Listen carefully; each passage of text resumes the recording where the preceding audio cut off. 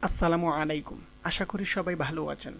আজকে আমি আপনাদের সাথে আলোচনা করব সংশোধনী 2023 অনুযায়ী নতুন মজুরি কাঠামোতে কোন গ্রেডে কত টাকা বেতন এবং সেই সাথে গ্রেড ভিত্তিক বেতন অনুযায়ী ওভারটাইমের হার কত টাকা হবে।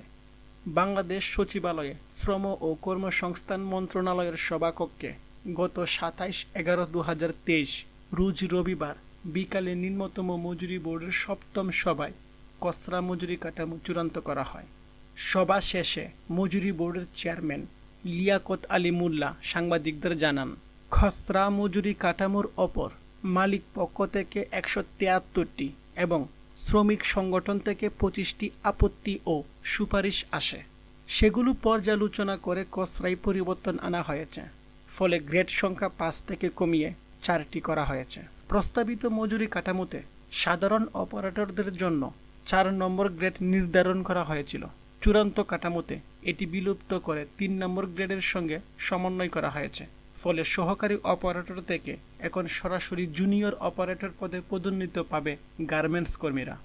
এখন আমরা জানব কোন গ্রেডে কত টাকা বেতন।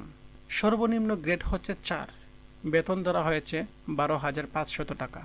এর পূর্ববর্তী গ্রেড হচ্ছে 3, বেতন ধরা হয়েছে 13,550 টাকা। 3 নম্বর গ্রেডের পূর্ববর্তী গ্রেড হচ্ছে 2, বেতন ধরা হয়েছে 14,273 টাকা এবং 1 নম্বর গ্রেডের বেতন ধরা হয়েছে 15,035 টাকা। এই হচ্ছে গ্রেড অনুযায়ী নতুন সংশোধিত মজুরি কাঠামো। এখন আমরা জানব গ্রেড অনুযায়ী ওভারটাইমের হার কত টাকা হবে। তার আগে বলে নিচ্ছি কিভাবে গাণিতিক হিসাব করে নিজে নিজে ওভারটাইমের হার বের করে মজুরি হিসাব করবেন তা নিয়ে গত কয়েকদিন আগে একটি ভিডিও আপলোড করেছি। যারা দেখেননি তারা উপরে আই বাটনে ক্লিক করে সেই ভিডিওটি দেখে নেবেন। গ্রেড 4 বেতন হচ্ছে 12,500 টাকা, ওভারটাইমের হার 64.42 টাকা।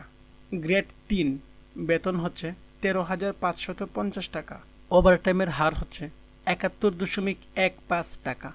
গ্রেড 2 বেতন হচ্ছে 14,273 টাকা, ওভারটাইমের হার হচ্ছে 75.79 টাকা।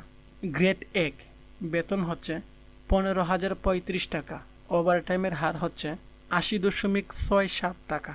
আশা করি সবাই বুঝতে পেরেছেন। ভিডিওটি দেখার জন্য আপনাকে অসংখ্য ধন্যবাদ।